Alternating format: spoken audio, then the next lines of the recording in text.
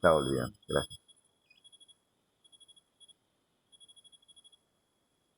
Bueno, jóvenes, entonces buenas tardes. Vamos a retomar la clase sobre intensidad de corriente eléctrica. Les decía, eh, indica la intensidad de corriente cuánto de carga atraviesa una superficie, que sería la sección transversal cualquiera de un medio conductor por unidad de tiempo. Entonces aquí en la figura estoy suponiendo que el medio conductor tiene forma cilíndrica, medio sólido, macizo, y hay portadores de carga que se están moviendo, que desde el punto de vista teórico vamos a considerar, ¿no?, que la carga es positiva, que todas las cargas son iguales, con una magnitud de Q sub 0 para cada carga, todas iguales. Y esto ocurre, ser iguales, cuando el medio conductor es homogéneo en masa. Por ejemplo, en la práctica tenemos alambres de cobre, ¿no?, suponiendo que es de material cobre puro, o sea, homogéneo en todo su volumen. Entonces los portadores de carga, que serían específicamente electrones, como ya sabemos en el caso de ser conductor sólido, entonces el medio es homogéneo y en este caso todos los portadores de carga son iguales. Entonces aquí desde el punto de vista teórico, repito, considero que las cargas son positivas, ¿no?, que equivale en realidad a los huecos, ¿no? Cuando un electrón es arrancado de algún átomo de cobre, por ejemplo, deja un hueco, ¿no?, entre comillas. Es el nombre que se usa en la teoría de conductividad para designar a los iones, en realidad, ¿no?, los átomos ionizados. Cuando un electrón, por ejemplo, es extraído, entonces queda un ion positivo. Pero no quiere decir que el ion se mueva, no. En el caso práctico, en el caso de un conductor sólido, las cargas sólidas no se mueven, los que se mueven son los electrones. Pero quiero decir aquí que es como si se movieran las cargas positivas, porque, como en el ejemplo que di, creo que fue aquí o en una clase pasada, es como, por ejemplo, imaginen una fila india de sillas que están siendo ocupadas por personas, una fila. Y entonces la persona que está delante se para y abandona su silla. Entonces la persona que está detrás pasa a ocupar el asiento de adelante. Y así sucesivamente. La persona que está detrás de esa segunda, o sea, la tercera, pasa a ocupar la posición, el vacío que dejó la segunda. Y así sucesivamente. Se van traspasando uno tras otro. Entonces las personas literalmente se están moviendo, ¿sí?, porque ellas están cambiando de posición, avanzando, diríamos. Pero ese movimiento de las personas hacia adelante, ocupando la silla, ¿no?, que está a su delante cada vez, es equivalente a que se esté moviendo el asiento vacío hacia atrás, ¿no? Porque al final del proceso, digamos, si hubieran 5 personas, cuando la quinta persona que estaba sentada cambia de posición y pasa a la silla de adelante, al final queda el asiento vacío, la quinta silla. Pero comenzó siendo la primera, la que estaba vacía. Entonces es como si el asiento vacío se hubiera movido hacia atrás. Pero no es que el asiento se haya movido literalmente, ¿cierto? Son las personas las que se han movido. Sí, pero es un movimiento entonces relativo. Entonces es como cambiar de sistema de referencia. ¿Aló, aló? Entonces, del mismo sentido, de manera análoga, aquí estoy mencionando que los electrones son los que realmente se mueven hacia la izquierda en esta figura, pero eso equivaldría, desde el punto de vista relativo, que los huecos, o sea, los iones positivos, como si se movieran en sentido contrario. Eso es lo que estoy representando aquí en esta. ¿Ok, jóvenes? Desde el punto de vista teórico, se considera que son positivas las cargas que se mueven. Pero eso no es cierto, ya digo literalmente, en el caso de un conductor sólido. ¿Ok? Entonces, aquí estoy considerando una superficie de área S que está siendo atravesada entonces por portadores de carga en una cierta dirección. La dirección depende de la dirección de la velocidad de arrastre de deriva, ¿no? Que el movimiento de arrastre de deriva es un movimiento hipotético, ¿no?, imaginario, que correspondería al avance, ¿no?, neto, podemos decir también, que tendrían los portadores de carga por la acción o bajo la acción de un campo eléctrico. Es un campo eléctrico que se va a propagar a lo largo de todo el volumen del material. Y ese campo eléctrico a su vez surge debido a una diferencia de potenciales entre los extremos del alambre conductor, ¿no? Hablando de un alambre aquí, o entre las clases de este cilindro en esta figura, ¿cierto? Ahora, esa cantidad de carga que trae una superficie es la misma carga que estaría siendo distribuida en un volumen cuando transcurre el tiempo diferencial de t. Entonces las cargas que atraviesa en un cierto instante es como si se tomara una foto instantánea en el instante t. Entonces tendremos ciertas cargas aquí en esta superficie. Pero a medida que dejamos que transcurre el tiempo, esas cargas se mueven hacia adelante y las cargas que vienen detrás también se están moviendo. De manera que al cabo del intervalo del tiempo diferencial de t, las cargas barren un volumen. Y ese volumen es un volumen de un cilindro pequeñito con un área igual al área de la sección transversal y una longitud o un largo axial, una longitud axial igual a la velocidad que tienen los portadores u por el intervalo de tiempo, ¿no? Porque velocidad pues es espacio entre tiempo, ¿no? O longitud recorrida entre tiempo. Despejando longitud sería velocidad por tiempo. Eso sería. Así que entonces tenemos que esta carga sería la misma carga, la carga que atraviesa la superficie, la misma carga de este volumen barrido en el intervalo de tiempo delta t.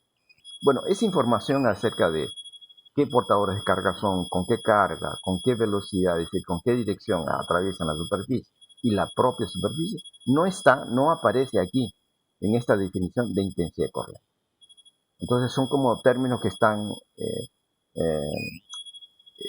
dentro, digamos, de esta expresión. Entonces habrá que descubrir o transformar esta expresión matemática en otra en donde sí explícitamente aparezcan las magnitudes que estamos mencionando, carga, velocidad, área. Eso lo haremos más adelante. Entonces la unidad de medida aquí en intensidad de corriente es carga, coulomb y tiempo segundo. Coulomb sobre segundo es una unidad derivada en el sistema internacional y se llama amperio. Amperio en honor a este físico francés Ampère, ¿no? La primera letra de su apellido en mayúscula. Bueno, las unidades múltiplo pueden ser unidades submúltiplo según el caso, de acuerdo al valor numérico de intensidad de corriente. Cuando es grande el valor numérico de intensidad de corriente, entonces puede ser útil unidades múltiplo de amperio, kiloamperio, megaamperio. Y en el caso opuesto, cuando el valor de la intensidad de corriente es pequeño digo menor que un amperio, podría ser necesario entonces usar un submúltiplo como miliamperio o microamperio, hasta inclusive nanoamperios según el caso. Ahora, la corriente eléctrica se puede clasificar según el valor numérico de la intensidad de corriente. Cuando es constante, o sea que no dependa del tiempo, la corriente se llama continua, ¿no? O se simboliza por las letras D y C. Es una abreviatura de las palabras en inglés direct current, que significa corriente directa. Pero en castellano se llama continua. Pero la corriente en intensidad puede ser variable. Y si es variable, específicamente cuando aparece una función que depende de un factor seno o coseno, entonces la corriente se llama alterna o alternada, ¿no? O en siglas del inglés AC, que significa alternate current, o sea, corriente alternada o alterna, ¿no? En castellano es simplemente corriente alterna. Y en caso que sea una función que no tenga este factor seno o coseno, pues simplemente se llama corriente variable, aunque se podría especificar aún más dependiendo de cómo es la función en el tiempo. En el caso, por ejemplo, de los procesos de carga y descarga de un condensador, la intensidad de corriente, que vamos a estudiar más adelante, resulta ser proporcional a un factor que es exponencial con una base del logaritmo neperiano, e elevado a la menos t sobre un tau, más o menos así aparece. Y entonces en ese caso, para ese tipo de función, la corriente se llamaría corriente transitoria, porque es típica del proceso de carga y descarga de un condensador. Pero en cualquier otro caso en donde la función I de t no sea una función conocida o familiar, entonces simplemente se llama corriente variable. ¿Ok? Muy bien. Ahora otra forma de escribir I, justamente para descubrir qué términos los términos que caracterizan al movimiento de los portadores de carga cuando hay corriente. Entonces voy a comenzar definiendo la densidad del número de portadores por unidad de volumen. Aquí n minúscula, estoy definiendo como el diferencial de n es la cantidad de portadores que hay por cada unidad de volumen. En la práctica, cuando se trata de un medio conductor, digamos por ejemplo cobre, y actúa, decíamos, un campo eléctrico debido a una diferencia de potenciales, ese campo eléctrico puede tener la intensidad suficiente como para arrancar uno o varios electrones de cada átomo de cobre. Según, por supuesto, la afinidad electrónica o la valencia, ¿no?, del átomo. Entonces, hay ocasiones en donde el átomo puede ceder un electrón fácilmente, o dos, o tres, etcétera. Eso depende de la valencia, ¿no? Entonces, en este caso, voy a suponer que de cada átomo se libera un solo electrón, por ejemplo. Es decir, quedaría un hueco. O sea, es como si un hueco se estuviera moviendo en sentido contrario, ¿no? Como ya hemos explicado antes. Así que entonces, la pregunta sería, ¿cuándo se manifiesta el campo eléctrico a través de todo el volumen del material? Entonces, ¿cuántos portadores de carga surgen por unidad de volumen? Ese número es n minúscula, la densidad del número de portadores por unidad de volumen. Cuando el material es homogéneo en masa, y en consecuencia será homogéneo en carga también, entonces vamos a encontrar la misma cantidad de portadores por cualquier unidad de volumen. Eso es cuando el cuerpo es homogéneo. En nuestro caso, en nuestro curso, por supuesto, siempre consideramos cada vez los casos más simples, ¿no? Entonces vamos a sobreentender, salvo que se diga lo contrario, en un problema o una situación de estudio, vamos a suponer que el medio conductor es homogéneo. Por lo tanto, n minúscula, este numerito aquí, esta densidad, va a ser constante, ¿no? En general, en nuestro curso, salvo que en algún problema se diga lo contrario. Entonces, cuando definimos este número que indica la cantidad de portadores que hay por unidad de volumen, entonces nosotros podemos expresar la carga que, como había adelantado antes, se va a distribuir en un volumen cuando transcurre un tiempo diferencial de t, que no es otra cosa que la misma carga que atravesó, ¿no?, la sección transversal en el instante inicial. Así que esa carga de que estoy llamando diferencial de Q se puede entonces escribir como, por un lado, ya que los portadores de carga son iguales, sería entonces Q sub 0 veces, o diferencial de n veces Q sub 0, ¿no? Donde un diferencial de n sería la cantidad de portadores, ¿no? Entonces tendría que sumar todas las cargas, Q sub 0 más Q sub 0 más Q sub 0, ¿cuántas veces? Diferencial de n veces para un volumen diferencial de V, que es el volumen de este cilindrito, que aquí lo he representado debajo también, ¿no? Ese es el volumen. Así que, entonces sería Q sub 0 por diferencial de n. Pero diferencial de n, a partir de esta definición anterior de la densidad del número de portadores por unidad de volumen, sería despejando n minúscula por diferencial de volumen. ¿Sí? Ahora, el volumen, que corresponde, de acuerdo a esta figura, a un cilindro, sería área a la base por altura. O el rol de altura o de longitud axial sería pues la velocidad que tenga, ¿no? O perdón, el área por la longitud, disculpen, más adelante lo vamos a transformar en velocidad por tiempo, ¿no? Pero por ahora sería área por altura, simplemente, ¿no? Diferencial de L sería la altura que estoy denotando aquí en esta figura inferior del cilindro. Así que reemplazo entonces toda esta expresión para la carga en la definición de intensidad de corriente. Entonces ustedes verán que al asociar desplazamiento infinitesimal sobre intervalo de tiempo infinitesimal, el cociente por cinemática, eso viene a ser velocidad o rapidez, se llamaría, ¿no?, de arrastre que están teniendo los portadores al atravesar la sección transversal. Así que esa sería finalmente la nueva forma de escribir a la misma magnitud y intensidad de corriente. Es la misma definición, solo que escrita en otra forma. Y aquí ahora sí aparecen los términos que caracterizan directamente a la corriente, que son los portadores de carga, Q sub 0, cuántos portadores hay por unidad de volumen, es decir, cómo se distribuyen ellos en todo el volumen del material, mediante el símbolo o la magnitud n minúscula, que es la densidad.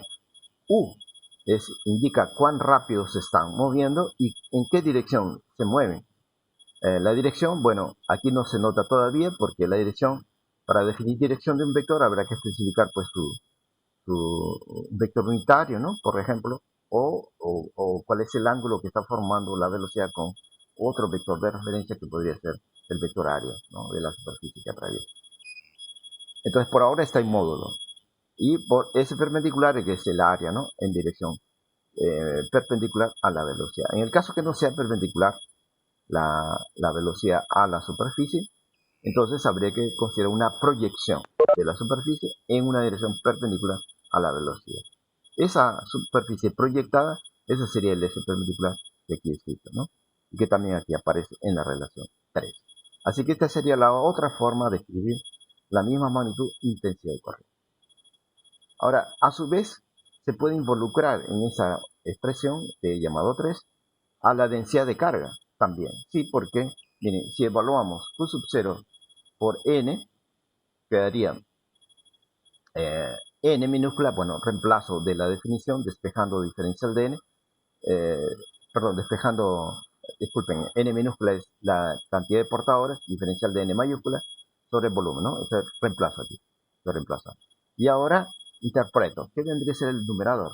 Es diferencial de N veces la carga de cada portador. Eso vendría a ser, como ya comentamos antes, es la carga total que está atravesando la superficie S perpendicular o la transversal, y que he denotado como diferencial de Q cuando el intervalo de tiempo que transcurre es diferencial de T.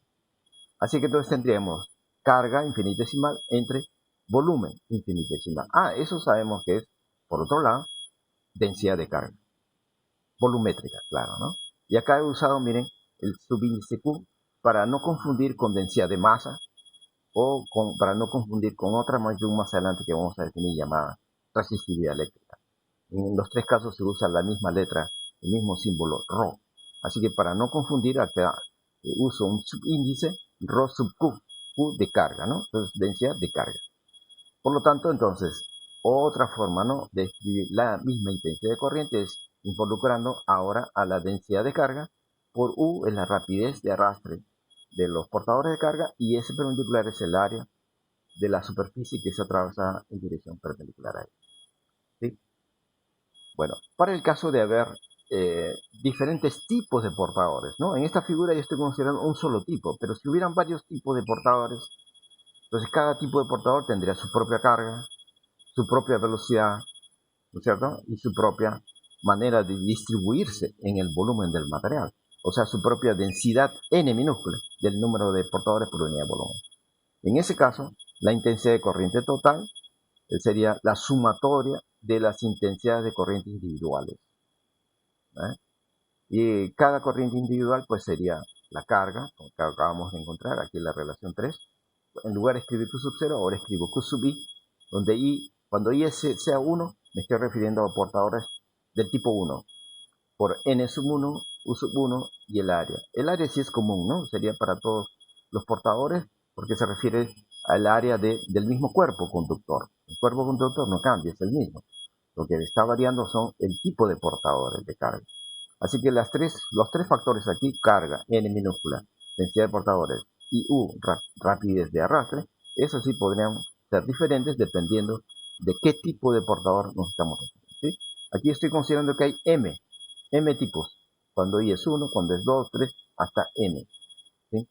Entonces quedaría esto, la sumatoria igual a la intensidad de corriente total. ¿Ok, jóvenes?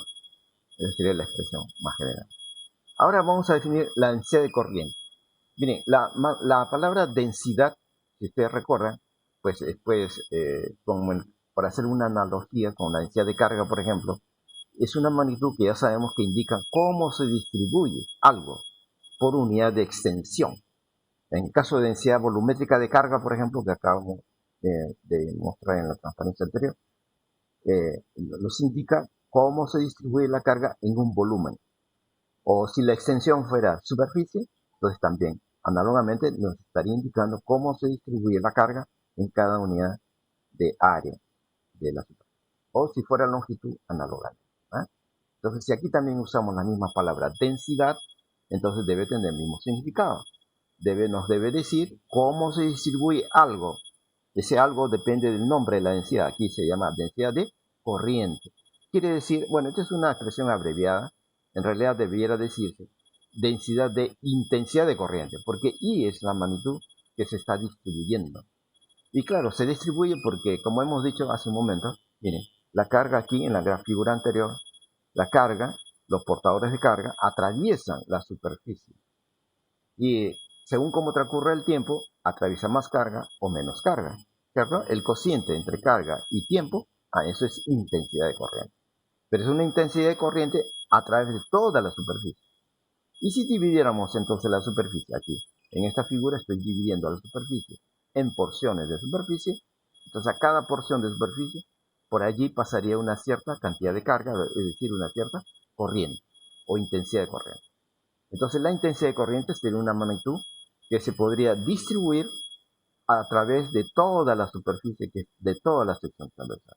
Entonces por eso tiene sentido definir una magnitud que nos diga precisamente eso.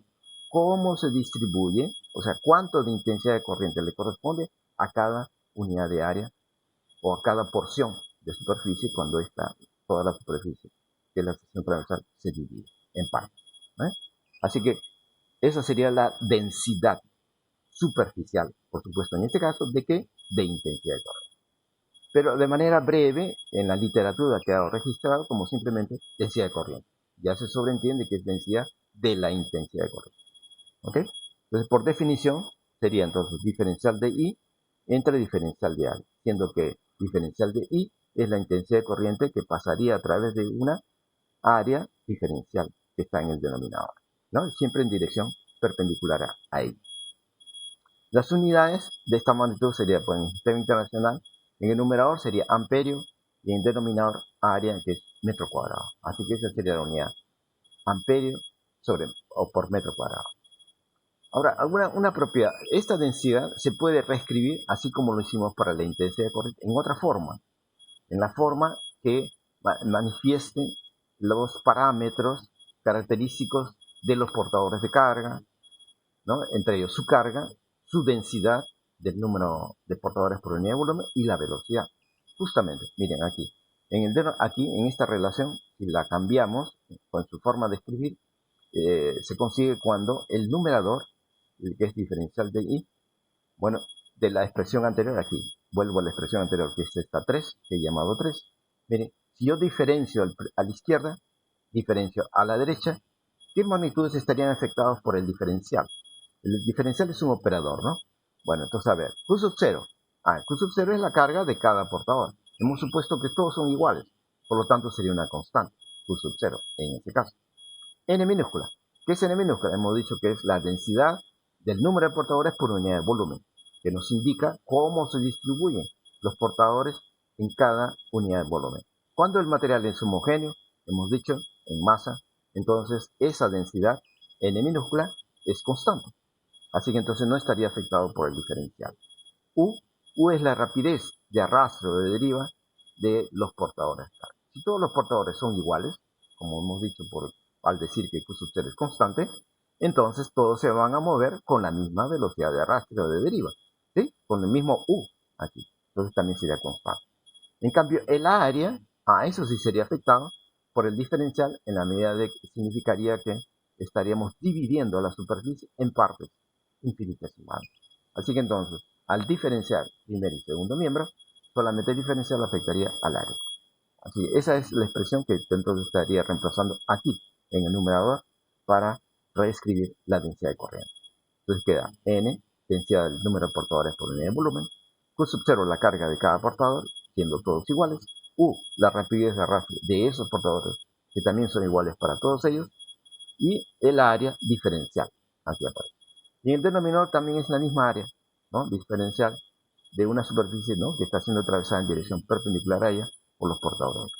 Así que se simplifica área y queda esta otra. Entonces finalmente tenemos J, que es la nueva expresión matemática, pero que en realidad no es una magnitud diferente, es la misma magnitud J anterior, densidad de corriente. Lo que estamos haciendo es transformar la forma de escribir, pero es la misma, el mismo J.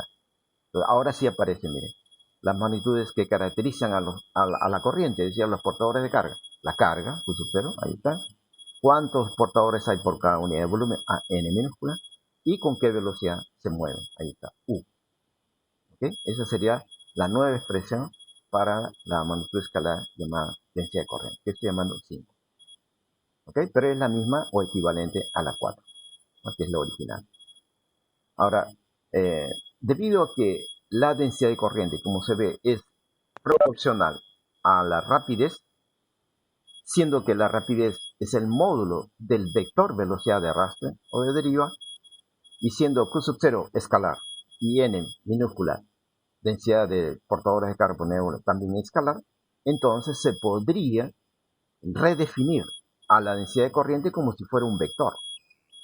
Pero claro, eso sería una redefinición forzosa, convirtiéndola en vector, porque originalmente la densidad de corriente no es vector, es un escalar. Miren, aquí está. Es el cociente de intensidad de corriente entre área. Intensidad de corriente no es vector, es escalar. Entonces no puede ser J vector. Sin embargo, aquí, aprovechando esta relación matemática de ser proporcional a la rapidez, y siendo que la rapidez sí proviene de un vector que es la velocidad, entonces podemos darle características de vector de manera forzosa a la densidad de corriente. En ese caso estaríamos definiendo se llama cuasi vector o pseudo vector. J sería un pseudo vector. Así como, por ejemplo, el vector área. Ustedes recordarán, el vector área no es un vector formal, estricto, en el sentido estricto de la palabra. Es un cuasi vector también, el vector área, porque originalmente el área es un escalar. Pero sin embargo le dimos características de vector, diciendo que, por ejemplo, su dirección es perpendicular a la superficie que representa. Su sentido, saliente. Y el módulo, ahí sí, el área literal, escalar. ¿No? Aquí también, el pseudo vector J sería un vector cuyo módulo es el módulo anterior, J, aquí, la relación 5 o la relación 4, de donde proviene originalmente. La dirección será una dirección que va a ser, como se ve aquí, paralela o la misma dirección que el vector u, ¿no? Porque si ustedes recuerdan de álgebra vectorial, aquí tenemos n, que es una constante, cuando el material es homogéneo, hemos dicho, Q sub 0 es un valor fijo, es la carga de cualquier portador siendo iguales, así que tenemos un coeficiente acá constante. Entonces, cuando tenemos un vector igual a una constante por otro vector, estos dos vectores son paralelos o antiparalelos. ¿Cuándo serán paralelos? Es decir, ¿cuándo tienen el mismo sentido? Cuando el coeficiente es positivo. Vale decir, cuando, bueno, n minúscula siempre va a ser positivo porque es número de portadores por unidad de volumen. Q sub 0 sí puede ser tanto positivo como negativo. Cuando los portadores de carga sean positivos, entonces el pseudo vector J será paralelo, es decir, en el mismo sentido que U, la velocidad de arrastre de esos portadores. En cambio, cuando los portadores sean negativos en carga, entonces J como vector sería opuesto, ¿no? En sentido a la velocidad de esos portadores. ¿De acuerdo? Entonces, lo que quiero decir es que J, entonces sería un pseudo vector cuyo módulo está definido por la relación 5 anterior, o más atrás la definición original que es 4, y la dirección es la misma dirección que el vector velocidad de arrastre. El sentido ahí depende del signo de la carga. ¿Sí? El sentido depende del signo de la carga. Cuando la carga es positiva, el sentido de J es el mismo sentido de U. Cuando la carga es negativa, al revés. Entonces aquí en la figura, por ejemplo, estoy representando un caso, ¿no? De un conductor. En este caso parece ser una sección transversal variable, ¿no? Pero al final es un conductor sólido, supuestamente. Ya sabemos que habrá corriente eléctrica, vale decir, movimiento de portadores de carga, cuando sobre el medio conductor actúe un campo eléctrico. Ese campo eléctrico, a su vez, ya sabemos, es producido, generado por una diferencia de potenciales que se aplica entre los extremos de este alambre conductor o este tramo, ¿no? ¿Ok? Entonces, suponiendo que Q sub 0 sea positivo, entonces el portador de carga positivo se movería a favor del campo eléctrico, ¿no? Eso ya lo sabemos como una propiedad de campo eléctrico, a favor, ¿sí? Entonces su velocidad U tiene un sentido a favor del campo.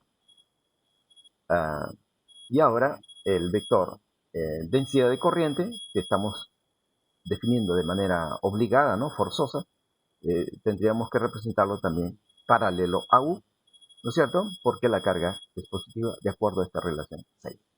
En cambio, si el portador de carga fuera negativo, entonces se movería como en contra del campo. Esa es una propiedad que ya conocemos del tema de campo eléctrico. Y el vector J, entonces, para esta carga negativa, ¿cómo sería orientado? Bueno, de acuerdo a la relación 6, acabamos de decir que será opuesto a la velocidad que tenga ese portador. Y la velocidad entonces sería, en este caso, miren, estaría orientada en contra del campo, porque la carga es negativa. Sin embargo, J sería opuesto a esa velocidad, ¿no? Porque la carga es negativa, es decir, hacia la derecha. Es decir, a favor del campo, finalmente. O sea, en resumen, sea que el portador de carga sea positivo o negativo, en ambos casos, el vector densidad de corriente va a tener el mismo sentido a favor que el campo eléctrico. Es algo curioso, ¿no? Algo curioso. Pero bueno, ese sería el comportamiento de los portadores de carga de acuerdo al signo. Ahora, cuando nosotros estudiamos, ¿se acuerdan ustedes? Líneas de fuerza de un campo eléctrico, ¿cómo las definimos? ¿Se acuerdan? Algo. Es una línea de fuerza de un campo eléctrico.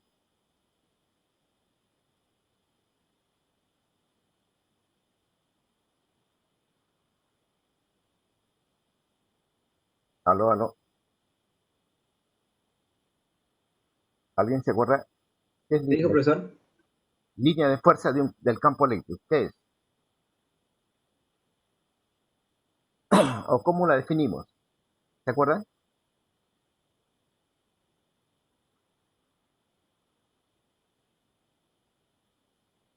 Bueno, ahí yo les hago recordar. ¿Que puede ser uniforme o no?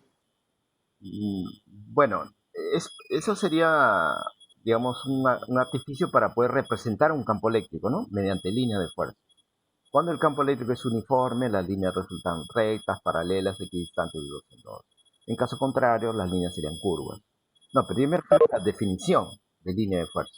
En la definición nos dice, primero que como cualquier línea, desde el punto de vista geométrico, está constituido pues por infinitos puntos, ¿no es cierto? Uno tras otro, infinitos puntos. Ya esa es la reunión de esos puntos, se llama línea. Pero se llama línea de fuerza del campo eléctrico porque en cada punto de la línea el vector E, intensidad de campo eléctrico, es tangente a la línea. Y además la línea de fuerza tiene un sentido. ¿Se acuerdan? En la definición le atribuimos un sentido. ¿Cómo definimos el sentido? Pues un sentido tal que coincide con el sentido de movimiento que tendría un portador de carga positivo. Por ejemplo, una carga de prueba, ¿no? Cuando se suelta una carga de prueba, ella se va a mover por acción del campo eléctrico. Y la carga se va a mover a favor del sentido del vector E, intensidad de campo eléctrico. Vale decir, a lo largo de la línea, describiendo una trayectoria, que sería la línea de fuerza, con un sentido igual al sentido de su movimiento, la línea de fuerza. ¿Sí? Así definimos la línea de fuerza. Entonces, una línea que al mismo tiempo es la trayectoria que tendría una carga de prueba cuando ella es soltada, ¿no? En una región del espacio y por acción del campo eléctrico se mueve, describiendo esa trayectoria que ahora le llamamos línea de fuerza de campo eléctrico. Así lo definimos, ¿no? De tal modo que en cada punto, pues, el vector E es tangente a la línea. ¿Aló? ¿Se acordaron la definición? Bueno, lo recuerdo porque aquí, ahora, cuando definimos líneas de corriente eléctrica, se va a definir exactamente de manera análoga. De manera análoga. Miren, veamos primero. Primero reconozcamos aquí. I, intensidad de corriente. ¿Se acuerdan ustedes que cuando una sección transversal es atravesada por portadores de carga, eh, la densidad de corriente nos indica cuánto de intensidad de corriente habría por cada parte o porción de superficie o de área, ¿cierto? Entonces, si quisiéramos hallar la intensidad de corriente total por toda la superficie, entonces tendríamos que sumar los diferenciales de I, ¿no? Por todas las partes en que se dividió la superficie, ¿sí? La suma en el límite, obviamente, sería una integral. Bueno, esa es la integral que aquí estoy escribiendo, miren, aquí. ¿Sí? Estoy sumando todos los diferenciales de I que está atravesando o pasando por cada parte o porción de superficie, de toda la superficie. S. que aquí señalo como región de integración. Pero recuerden que el diferencial de I de la definición de densidad de corriente sería despejando, aquí miren, esta es la definición. Si acá yo despejo diferencial de I, sería J por área, ¿no? Perpendicular, es decir, que esté aquella área que resulte atravesar perpendicularmente por los portadores de carga, ¿no? Si no fuera perpendicular, entonces tendríamos que tomar su proyección para que sea perpendicular. Muy bien. Entonces aquí estoy despejando y escribiendo esta relación. Ahora, esta relación matemática de módulo de J por módulo del vector área, perpendicular, dirección perpendicular, se puede escribir también como un producto escalar, ¿no? Del punto de vista matemático, entre los dos vectores. Ahora lo estamos viendo como vectores. Y eso es posible porque, sí, es posible porque acabamos de redefinir a J como vector de manera forzada. Es un pseudo vector, ya sabemos, ¿no? Un pseudo vector que tiene ¿qué dirección? La misma dirección que la velocidad de arrastre de deriva de los portadores de carga. ¿Y el sentido? El sentido depende, acabamos de decir, ¿no? Aquí en esta figura se nota, el sentido depende de J, depende de cuando la carga es positiva del portador, entonces su sentido coincide con el sentido de su velocidad de arrastre. Pero si la carga es negativa, aquí en esta parte de abajo de esta figura superior, entonces el vector J sigue siendo, es opuesto ahora a su velocidad, la velocidad de arrastre. Pero en ambos casos, sea positivo o negativo, dijimos como conclusión que el vector de pseudo vector de densidad de corriente, al final, como un todo, resulta estar a favor, en cualquiera de los casos, a favor del sentido del campo eléctrico aplicado. Entonces aquí también reconocemos a J como vector y el área como vector área aquí. Y el producto escalar de esos pseudo vectores. A propósito, aquí tengo dos pseudo vectores, ¿no? Que se están multiplicando escalarmente. Entonces, si ustedes efectúan al revés, ¿no? De aquí, partimos de aquí de este producto escalar, efectuamos producto de módulos por coseno de un ángulo, el diferencial de área por el coseno del ángulo, ese sería el área proyectada en la dirección perpendicular al vector J. O sea, diferencial de ese perpendicular que es lo que he dicho aquí antes. O sea que es lo mismo, quiero decir, ¿no? Estoy reescribiendo en forma de producto escalar, simplemente. Ahora, lo que yo quiero mencionarles es, ¿se acuerdan ustedes de cuando hablamos de flujo eléctrico? Aló, aló, flujo eléctrico. Flujo eléctrico. Se nota por phi, ¿no? Nunca usamos la letra phi mayúscula, pero ¿se acuerdan ustedes que la palabra flujo yo les comentaba en ese momento que está asociado siempre a un campo vectorial? Algún campo vectorial. Si el campo vectorial es E, intensidad de campo eléctrico, entonces el flujo se llama flujo eléctrico. ¿Sí? Si el campo vectorial es B, inducción magnética o campo magnético, como más adelante vamos a estudiar, entonces el flujo se llamaría flujo magnético. Si el campo vectorial es J, como aquí aparece densidad de corriente, entonces el flujo será flujo de corriente eléctrica. ¿Sí? Entonces cada magnitud flujo, siendo escalar, siempre está asociado a un campo vectorial. Hay que especificar de qué campo vectorial se trata. Y de acuerdo al tipo de campo vectorial, el nombre del flujo. Flujo eléctrico, flujo magnético, flujo de corriente, etc. ¿Sí? Pero también está asociado flujo ¿a qué? A una superficie. Entonces cada vez hay que especificar no solo el campo vectorial, también una superficie. Esa superficie S puede ser abierta o puede ser cerrada.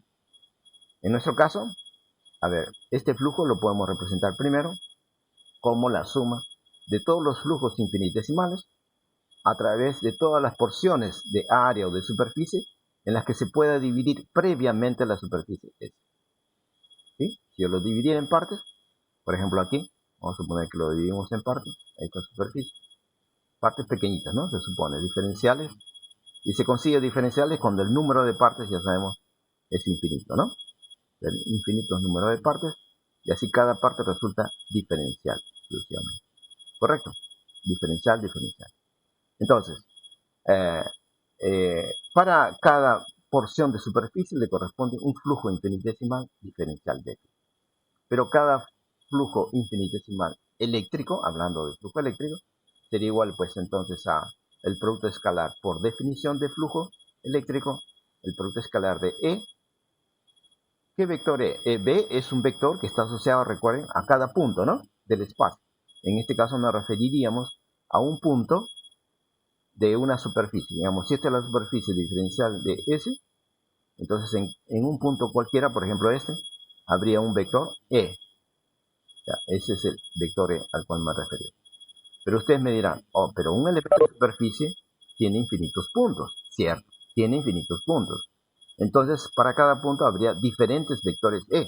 Sí, también les daría la razón. Efectivamente, estrictamente, los vectores E serían diferentes de un punto a otro punto dentro de este elemento de superficie. Pero hay un detalle, de que en tamaño esta superficie es infinitesimal. Por eso lo he escrito diferencial de S. Entonces, esta condición de ser pequeño en tamaño, esta extensión superficial, o sea, área o superficie, entonces nos va a permitir aproximar todos los puntos que contiene esta superficie, van a tener aproximadamente el mismo vector E, pero por ser pequeña la superficie. Entonces, por eso aquí yo he escrito uno de esos vectores E, cualquiera, porque entre sí son iguales, casi iguales. ¿Sí? Entonces, por eso aquí he escrito un solo E.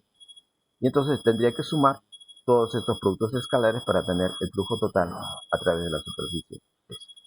¿Sí?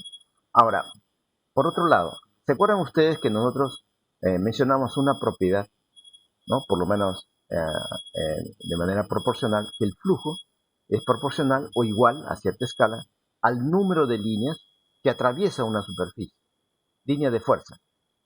¿Se acuerdan esa propiedad? ¿Cierto? ¿No? Todo este flujo, o sea, esta integral, se puede interpretar como proporcional al número de líneas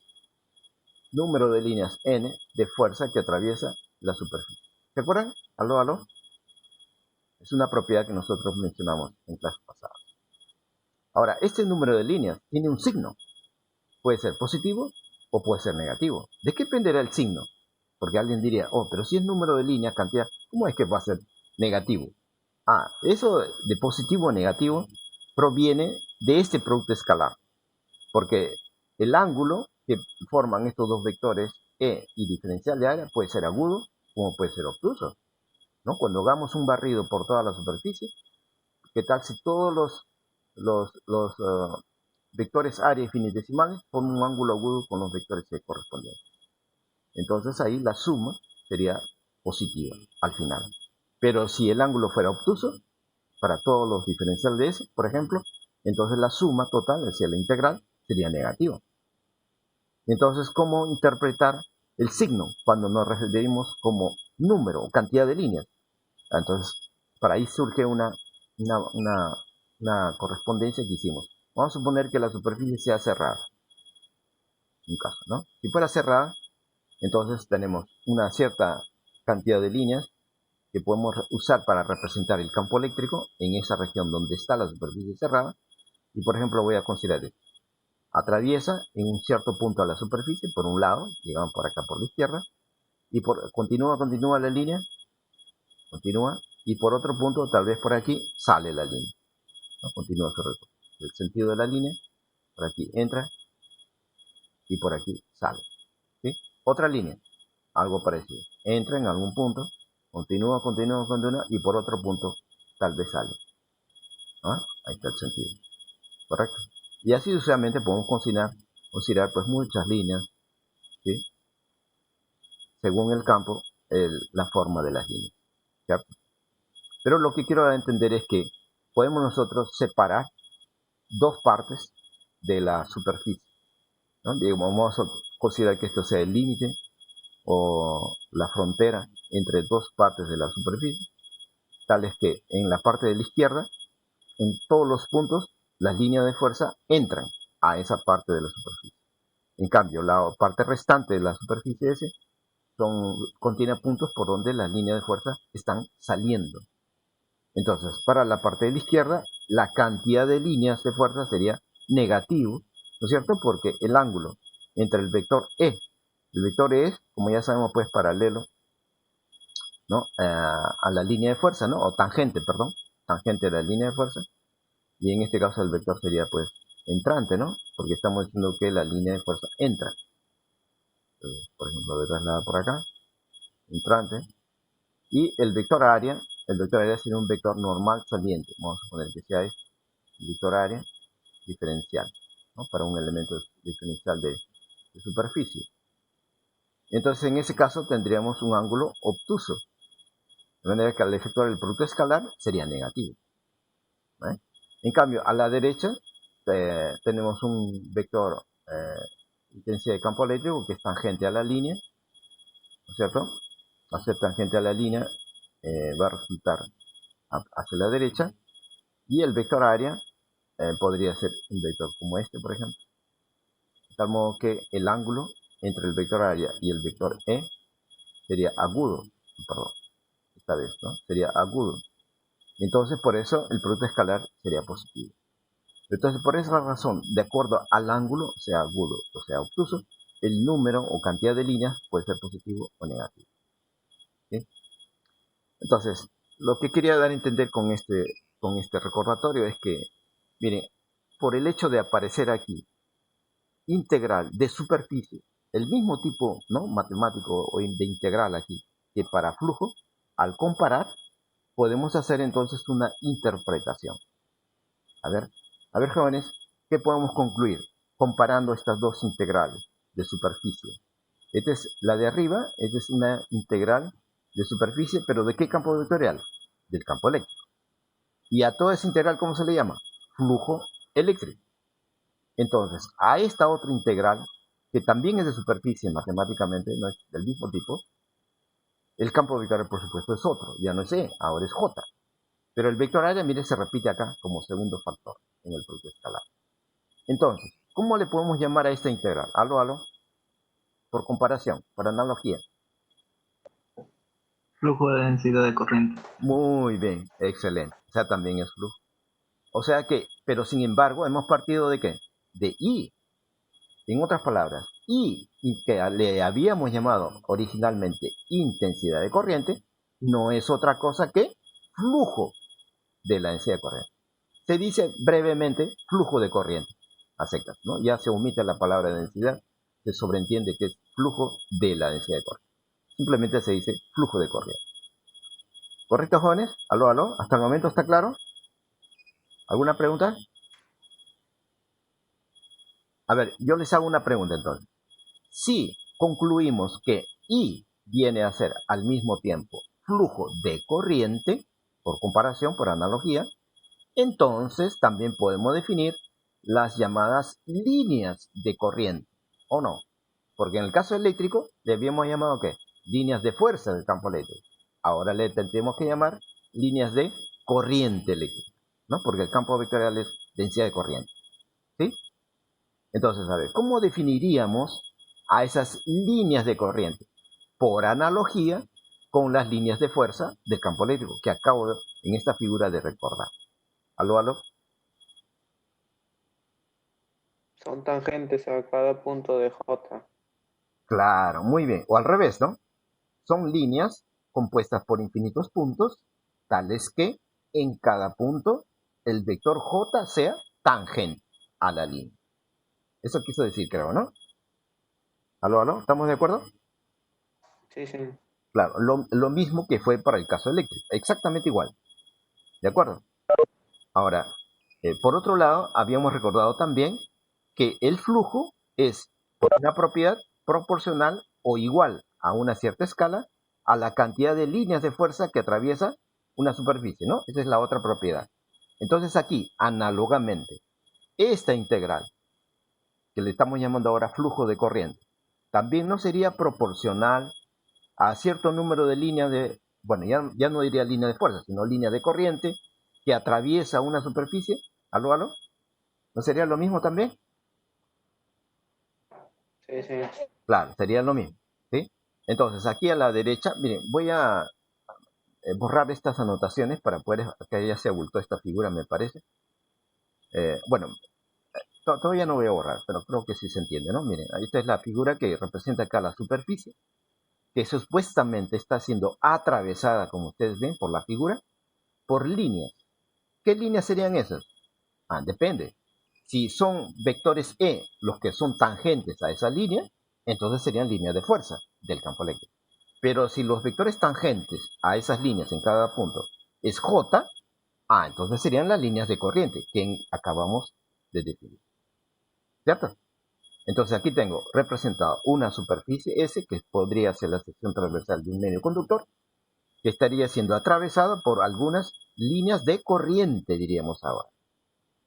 Líneas de corriente, ¿no? Son tales que en cada punto el vector J es tangente. Aquí es la densidad de corriente. ¿Sí? ¿Está claro, jóvenes? ¿Aló, aló? A ver, jóvenes, yo les hago una pregunta.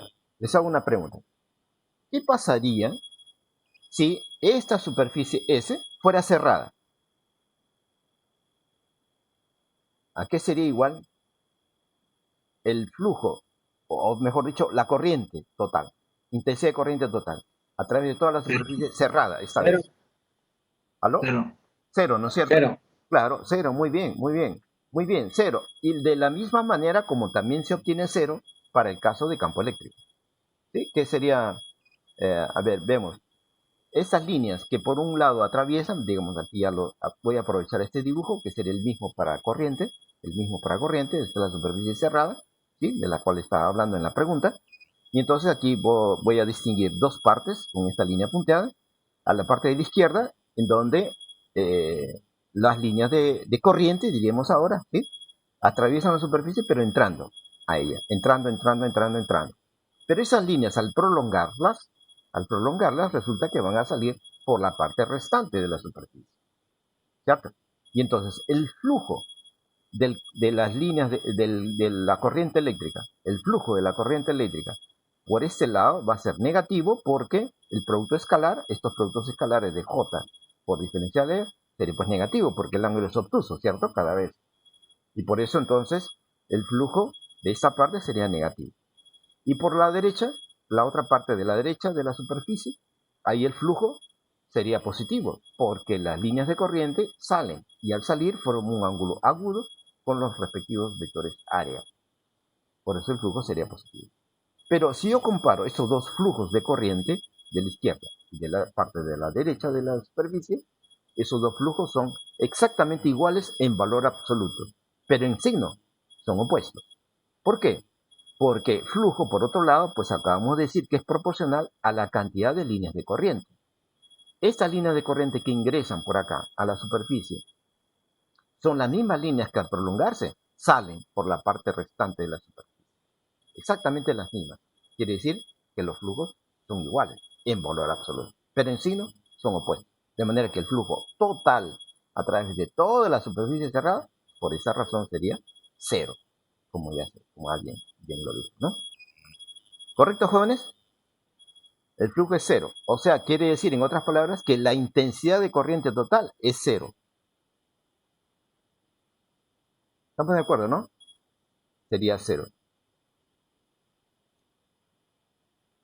Esta propiedad de flujo cero, o sea, intensidad de corriente total igual cero a través de una superficie cerrada, más adelante la vamos a estudiar, la vamos a recordar, cuando desarrollamos el tema de reglas de Kirchhoff.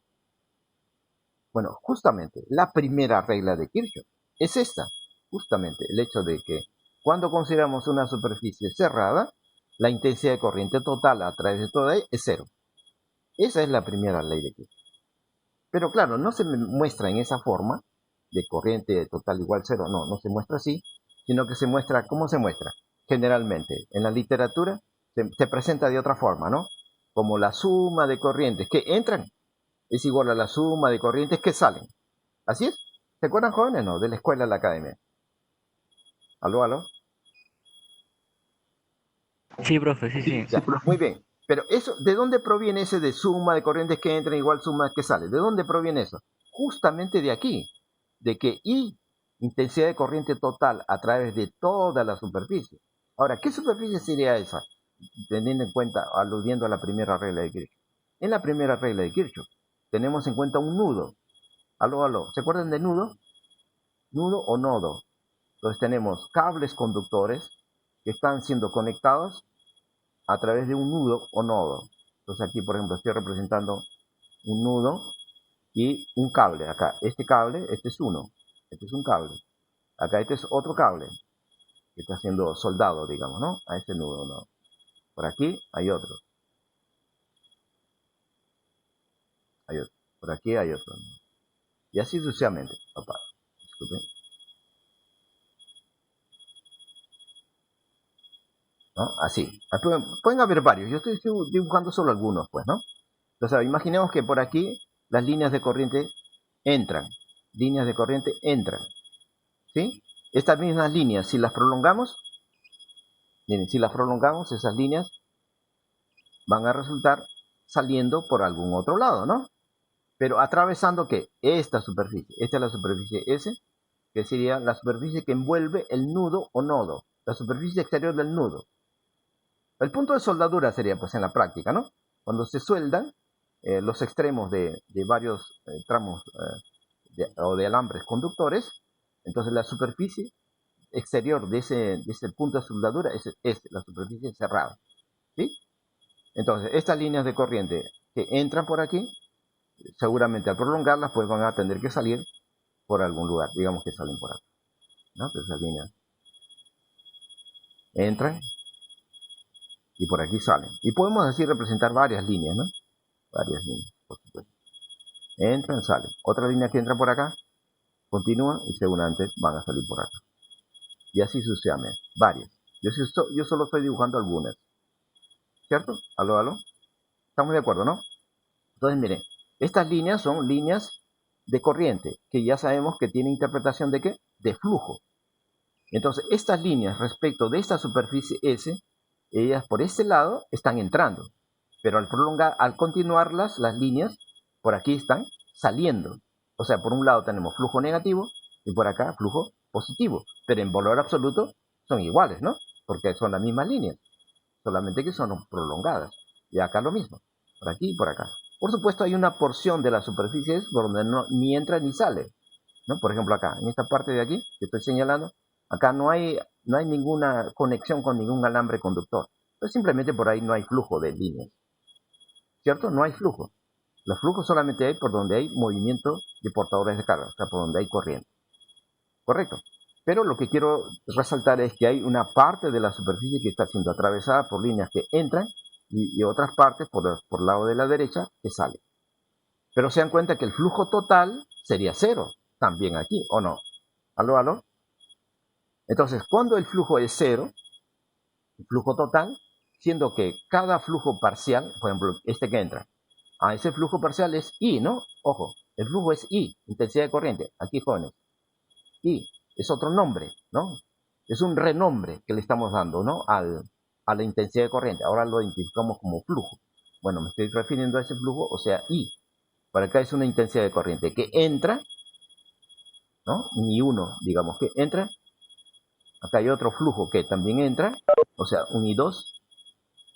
Y aquí hay otro flujo que sale, digamos I1', vamos a suponer, lo que sale. Y acá I2', ¿ok?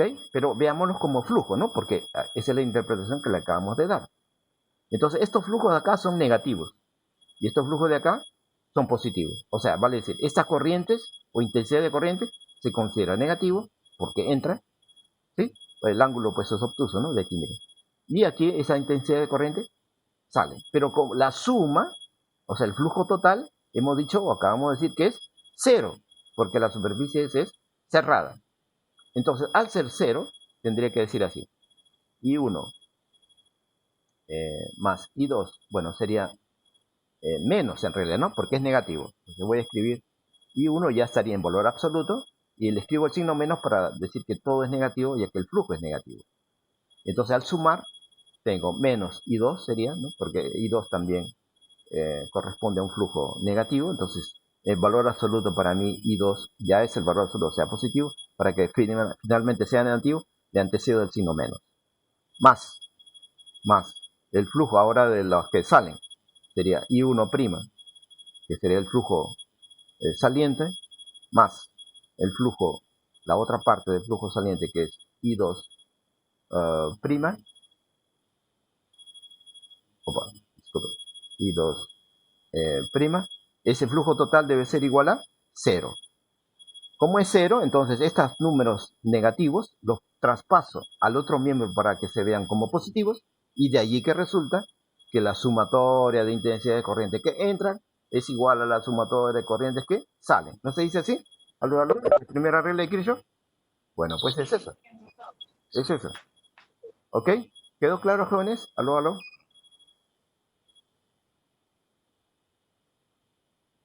Está claro, ¿no? Muy bien. Entonces voy a borrar mis anotaciones, si no hay preguntas, para avanzar. Borro, ¿no? Muy bien. Ahora, acá hay un problemita también, de aplicación de la teoría. Se refiere al aluminio. Imaginen un alambre que no sea de cobre, sino de aluminio. Y recordemos que la densidad del aluminio es 2.7 de gramos por centímetro cúbico. Y la masa atómica es 27 gramos por mol. ¿Vale? 27 gramos por mol. Y acá hay una condición, de que cada átomo de aluminio puede ceder 3 electrones de conducción. Bueno, aquí le llamamos electrones de conducción. Son aquellos electrones que van a ser liberados por la acción de un campo eléctrico. Son los electrones de conducción o electrones libres, ¿no? Entre comillas también se le puede llamar. Conducción es el término más usado. ¿Sí? Cada átomo de aluminio cede 3 electrones cuando sobre ellos actúa un campo eléctrico. Ya sabemos que ese campo eléctrico surge cuando el alambre, en este caso se trata de un alambre, que tiene extremos, cuando sobre los extremos del alambre se aplica una diferencia de potencial. ¿Sí? Cuando se aplica un voltaje o una diferencia de potenciales, equivale a actuar con un campo eléctrico y que se propaga en todo el alambre conductor. ¿Sí? A medida que se propaga, va arrancando 3 electrones por cada átomo de aluminio que encuentre en su camino de propagación del campo eléctrico. ¿Ve? La sección transversal, dice acá, es de 1 milímetro cuadrado. No dice cuál es la forma, ¿no? Pero puede ser circular, puede ser cuadrada, rectangular, etc. Para efectos de la solución del problema no interesa la forma de la sección transversal. Lo que sí es necesario conocer cuál es el área. Y aquí el dato es el área, 1 milímetro cuadrado. ¿Y cuánto de corriente pasa para un cierto voltaje aplicado? Es 1 amperio. Acá está, 1A. A mayúscula es la unidad de el símbolo de amperio. Entonces la pregunta es, hallar el número de electrones de conducción por unidad de volumen, que es, siendo que la unidad de volumen aquí es centímetro cúbico. O sea, por cada centímetro cúbico, ¿cuántos electrones de conducción encontraríamos? Es una primera pregunta. Segunda pregunta, calcular la rapidez de arrastre o de deriva, como se llame, de esos electrones de conducción en centímetros por segundo. Y una tercera pregunta, dice, la rapidez esta es una introducción, la rapidez de electrones de conducción que acabamos de calcular en B, supuestamente, resulta pequeña, como lo vamos a ver en adelante. Pequeña. Pero, sin embargo, se dice que cuando se considera un tramo largo del alambre de aluminio, la corriente se manifiesta casi o prácticamente de manera instantánea. Entonces, ¿cómo se condice esto de que la corriente surge casi instantáneamente, a pesar que la rapidez de arrastre es pequeñita? O sea, los portadores de carga, según la respuesta en B, va a ser pequeña. O sea, los portadores de carga se moverían lentamente. Pero entonces, ¿cómo se condice eso con el hecho de que cuando se conecta un voltaje, ¿no?, a los extremos del alambre, la corriente eléctrica prácticamente, casi instantáneamente, se manifiesta, ¿no? Como dando a entender que el avance de la corriente es casi como si fuera una corriente infinita, o perdón, una velocidad infinita, o muy grande en todo caso. Pero aquí la velocidad de arrastre, al calcularla, resulta pequeña. Ese es lo aparentemente absurdo o incongruente, ¿no? Parece una paradoja, ¿no? Una paradoja. Bueno, a ver, vamos a responder. La primera parte, A, dice, el número de portadores por unidad de volumen. Bueno, aquí está, se refiere a esa magnitud. n minúscula, ¿no? Ese símbolo que hemos usado, igual al cociente entre diferencial de n mayúscula, que es la cantidad de portadores, que habría en un volumen infinitesimal diferencial de b. ¿Cómo encontramos ese cociente? Bueno, para eso voy a recordar acá, esto es, no sé si de química, ¿no? Ustedes recordarán un poco de química. Aló, número de moles.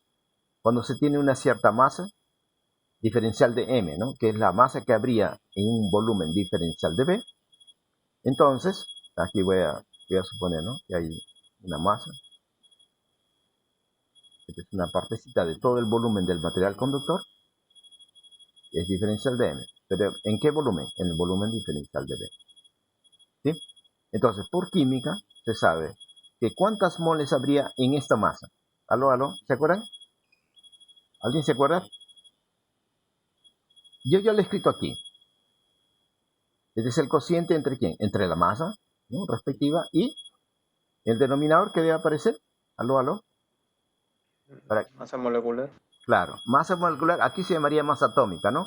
Porque son átomos de aluminio. Cuando son moléculas, se llama pues peso molecular, ¿no? O masa molecular. Es cierto. Bueno, es cuestión de nombre simplemente, ¿no? Aquí como es átomos, se llama masa atómica.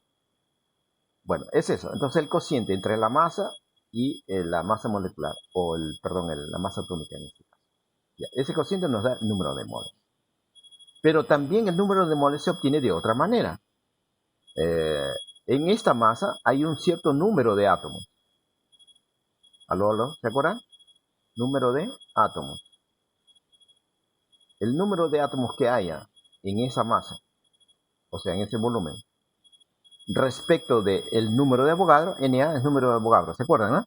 Ese cociente también es el mismo número de moles. ¿Ok? Entonces estoy haciendo uso de estas dos relaciones de química. Así que entonces tendría que el número de átomos que hay en esta masa diferencial sería despejando el número de Avogadro por la masa diferencial entre la masa atómica. ¿Sí? Ahora, ese es el número de átomos. Pero aquí nos preguntan sobre el número de electrones de conducción. El número de portadores, que serían los electrones, por unidad de volumen, sería, de acuerdo al problema, un número tal que de cada átomo se surgen o se liberan 3 electrones de conducción. Entonces, si el número de átomos es diferencial de n, ¿cuántos electrones de conducción habrían en este número diferencial de n átomos? ¿Aló? ¿Cuántos serían? Si por cada átomo hay 3 electrones de conducción, en este número de átomos, entonces ¿cuántos electrones de conducción habría? ¿Aló? Ese número sería el triple, ¿no? Si por cada átomo hay 3, entonces en este número habría 3 veces. El triple. ¿Ok? ¿Está claro, jóvenes? Ese es el número diferencial de n. Diferencial de n es el número de portadores. En cambio, este otro n con el subíndice átomos, es el número de átomos. Es diferente, ¿eh? De acuerdo al problema, este número de átomos cede 3 electrones de conducción. Entonces, el número de electrones de conducción sería el triple del número de átomos. ¿Está claro, no? Ahora, esta expresión la reemplazo en esta definición, pues, ¿no? De densidad del número de portadores por unidad de volumen. Reemplazo. En lugar de escribir diferencial de n, escribo el triple del número de átomos, ¿no? Por unidad de volumen. Pero el número de átomos de aquí, despejando de estas dos relaciones, sería el número de Avogadro por diferencial de masa entre masa molecular. Ahí estoy reemplazando. Y el diferencial de volumen queda, ¿no? Permanece en el denominador. ¿Ok? Ahora lo que podemos hacer es asociar masa entre volumen. Si ambos son diferenciales, entonces sería definición de ¿qué? Densidad de masa. Miren, acá yo estoy usando la letra ρ, la misma letra, ¿no? Que usé antes del alfabeto griego para densidad de carga, por ejemplo, volumétrica, ¿sí? Pero para no confundir, ¿no? Entonces magnitudes estoy usando el subíndice m, densidad volumétrica, pero de masa. ¿Ok? Entonces ahora simplemente hay que reemplazar los valores numéricos de estas magnitudes para encontrar n, que es la pregunta pedida, ¿no? Entonces sería 3 por número de Avogadro. Ese es 6 0.023 por 10 a la 23 electrones por mol, ¿no? ¿Se acuerdan, no? En este caso. Por la densidad perdón, acá no es electrones originalmente, sino es átomos. Acá yo he hecho he omitido un paso, ¿no? Un paso. Este 3 acá, este 3 tiene unidades, ¿no? Este 3 aquí. Sería 3 ¿qué? 3 electrones por cada átomo. O sea, electrones sobre átomo. Así debe escribir. Electrones por átomo. Así, por cada átomo. Si queremos ser más estrictos en las unidades, tendría que haber escrito esto. ¿Cierto? 3 electrones sobre o por cada átomo. Y este número de Avogadro, ese tendría que haber escrito así. 6.023 por 10 a la 23, que átomos por mol. ¿Estamos de acuerdo? Átomos por mol. Pero como átomos aquí en el factor anterior está en el denominador, átomos se simplifica y queda que electrones por mol. Entonces yo escribí de frente electrones por mol. He omitido, ¿no? Ese paso anterior. Luego, por quedaría ρ m, que es densidad de masa. La densidad de masa aquí está, 2.7 gramos por centímetro cúbico. Ojo las unidades. Gramos sobre o por centímetro cúbico.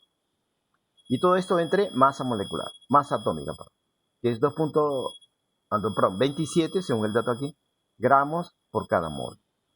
Entonces ahora miren, gramos se simplifica, mol también se simplifica, y va a quedar entonces electrones por centímetro cúbico, que justamente era la pregunta. Entonces, efectuando operaciones, resulta 1.807 por 10 a la 23 electrones por centímetro cúbico. Entonces, si nuestro alambre puede tener la forma cilíndrica, como en la práctica, ¿no? Suele ser cilíndrico de sección transversal constante, ¿no? Con una cierta longitud, cierto diámetro, digamos, ¿no? En este caso, el área es 1 milímetro cuadrado, por supuesto. Entonces, ¿qué significaría? De que la densidad del número de portadores está siendo igual a este número, 1.8 más o menos por 10 a la 23 electrones por cada centímetro cúbico. Es decir, si dividiéramos entonces este cilindro, que estoy imaginando, ¿no? Que es el alambre de aluminio, lo dividimos en elementos de volúmenes. Por ejemplo, acá estoy representando uno de ellos. Y voy a suponer que este elemento de volumen es de 1 centímetro cúbico. ¿Sí? Entonces todo el volumen B lo estoy dividiendo en centímetros cúbicos. Este es uno de ellos. Entonces la pregunta es, ¿cuántos electrones habrían en este centímetro cúbico? La respuesta sería la densidad, N. O sea, 1.8 por 10 a la 23 electrones. Ese sería el número de electrones en cualquier centímetro cúbico. Asumiendo pues que el cuerpo es homogéneo. Que lo es, ¿no? Aunque acá dice un alambre homogéneo. Acá está escrito la palabra homogéneo. Así que entonces en cualquier centímetro cúbico que se obtenga al dividir el volumen total, vamos a encontrar esta cantidad de electrones. ¿Aló? ¿Está claro, jóvenes? ¿Alguna pregunta? Si no hay preguntas, entonces borro mis anotaciones y avanzamos, ¿no? Con la siguiente parte, la parte B. Dice, calcule la rapidez de arrastre de los electrones de conducción.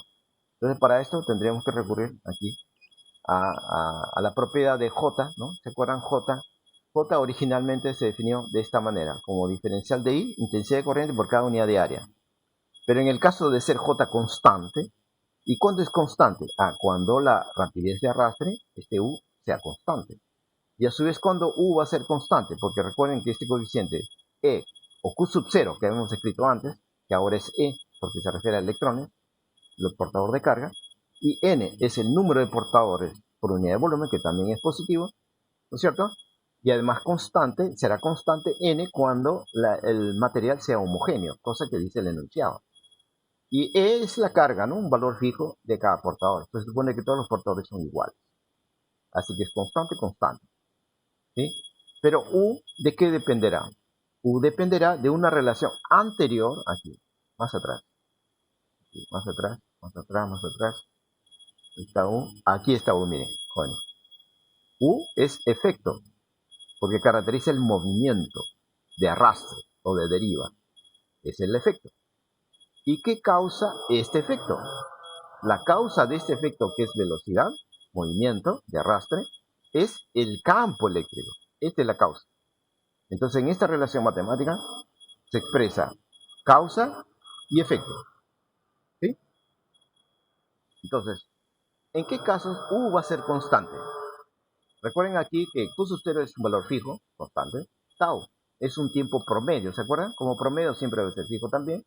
Y la masa también constante porque todos los portadores se supone que son iguales, ¿no? Además, esto lo dijimos, ¿no? Que son iguales. Entonces Q0 igual, fijo, M0 igual para todos los portadores también fijo. Y tau es un promedio que también es fijo. Si todo este coeficiente es constante, entonces U será constante o variable según como varíe o no E, la intensidad de campo eléctrico. Nosotros en nuestro análisis de corriente eléctrica, por ahora, ¿no? Corriente continua que vamos a considerar en adelante, vamos a considerar entonces que el campo eléctrico es constante, ¿no? Como si fuera un campo uniforme, diríamos, ¿no? Campo constante.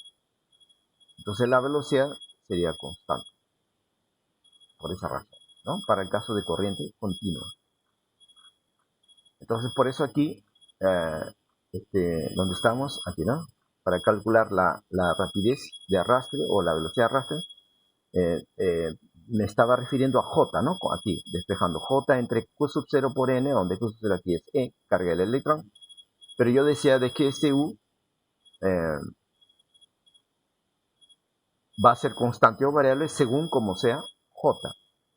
Pero J a su vez va a depender de U va a depender de la intensidad del campo eléctrico.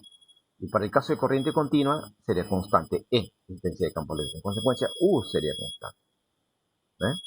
Y por eso J también va a ser constante, ¿no? Porque recuerden aquí que es intensidad de corriente entre área, ¿no? La intensidad de corriente por unidad de área en el cociente va a ser igual a la intensidad de corriente total entre el área total. Cuando J, como decía, sea constante, ¿no? Es una propiedad que nosotros conocemos para cualquier densidad, sea de masa, sea de carga, ¿no? Cuando la distribución es homogénea, decíamos, la densidad correspondiente sería también en la carga, por ejemplo, hablando de carga total entre área total para una superficie. Así que es exactamente la misma propiedad para una densidad constante. Y que esperamos que sea constante, repito, porque el campo eléctrico es constante, lo cual nos llevaría a que U, velocidad de arrastre, sea constante, en consecuencia J constante. Y por eso entonces, en términos de I, intensidad de corriente, que es el dato del problema en este caso, reescribo J en función de I. Y obviamente aparecerá el área, ¿no? De manera obligatoria. Ahí está. Entonces he reescrito esta expresión original, aquí la primera, como es. En función de los términos, o sea, estoy adecuando esta expresión a los datos del problema. Estoy adecuando. Bueno, entonces ahora reemplazo simplemente los valores, ¿no? Nos dice 1 amperio que pasa por el alambre. 1 amperio significa 1 coulomb sobre segundo, o por segundo, ¿se acuerdan? La carga de un electrón es 1.6 aproximadamente por 10 a la menos 19 coulomb. La densidad del número de portadores por unidad de volumen, ese es un número que acabamos de calcular, ahí está, 1.8, ¿no? Aproximadamente por 10 a la menos 3 electrones por cada centímetro cúbico. Y luego el área es dato del problema, que es 1 milímetro cuadrado. Pero miren, de acuerdo a las unidades, pues aquí, como aquí he escrito la densidad por centímetro cúbico, aquí convendría entonces escribir el área en centímetros cuadrados. Entonces ya hice la conversión, ¿no? 1 milímetro cuadrado equivale a 10 a la menos 2 centímetros cuadrados. Entonces ahora simplificamos, ¿no? Coulomb se va, centímetro cuadrado se simplifica con centímetro cúbico, y entonces queda centímetro arriba y segundo abajo. Así es, ¿no? Segundo abajo. Ahí está.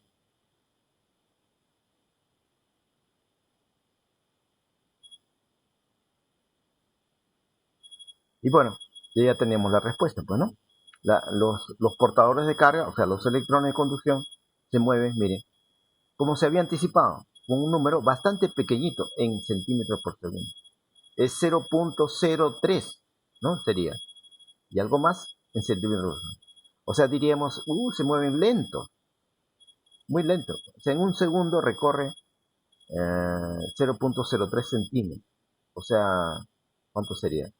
34 micras, diríamos, ¿no? O sea, poquito. O sea, muy lento. Paso de tortuga.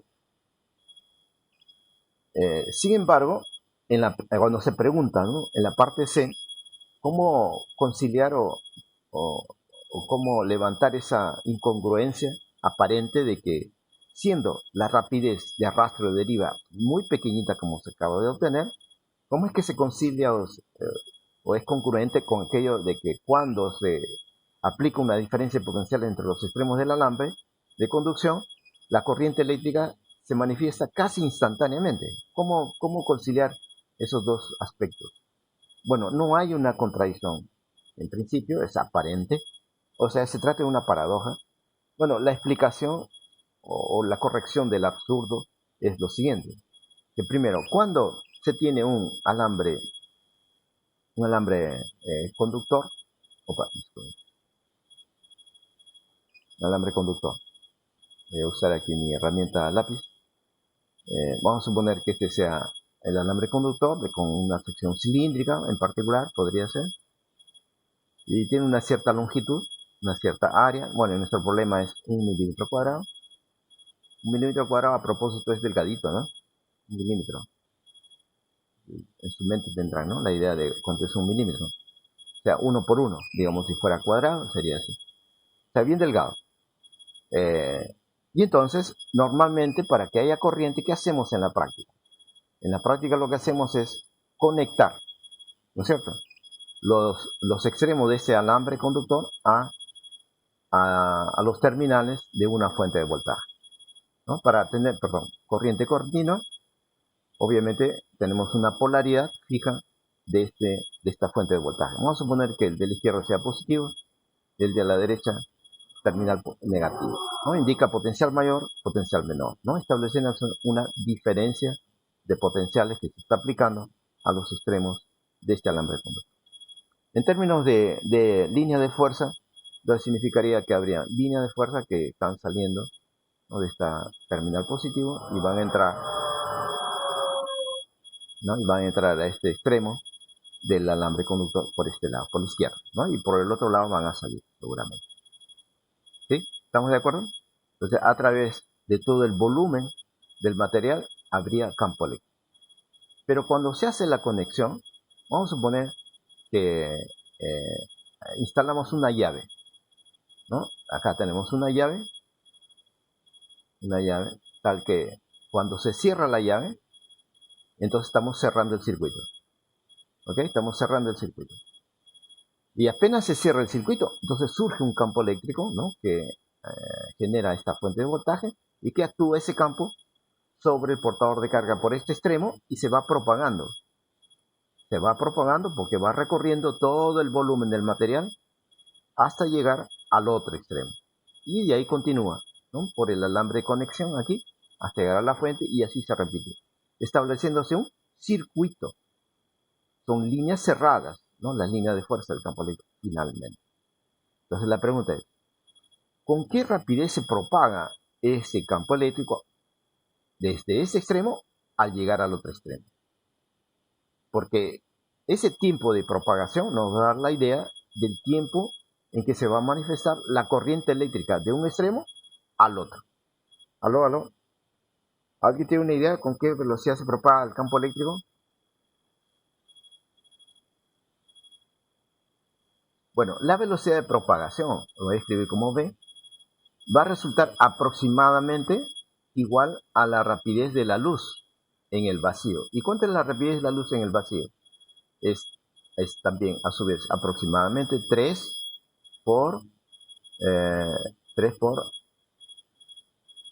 10, 300.000, pues, ¿no?, kilómetros por segundo. Esto lo quiero escribir en metros sobre segundo. Sería 3 por 10 a la 8 metros por segundo. ¿No? Así es, ¿no? 3 por 10 a la 8 metros por segundo. Ya, esa es la rapidez en el vacío. Pero aquí no tenemos vacío. Tenemos un medio material, es aluminio, según el problema. Bueno, por los cálculos se sabe de la teoría electromagnética. De la teoría electromagnética se sabe que la rapidez en un medio, como el caso del aluminio, va a ser ligeramente menor, un poco menor. Entonces yo estoy, para hacer un cálculo grueso, ¿no? Aproximado, estoy suponiendo como si fuera del vacío. Es un cálculo aproximado. Entonces tendríamos que si esta longitud del alambre conductor fuera, por ejemplo, 1 metro, ¿no? Para hacer un cálculo relativamente simple, entonces la pregunta es, ¿cuánto tiempo demoraría este campo eléctrico en propagarse, en avanzar, ¿no? De un extremo al otro? ¿Aló, aló? ¿Cuánto sería el tiempo?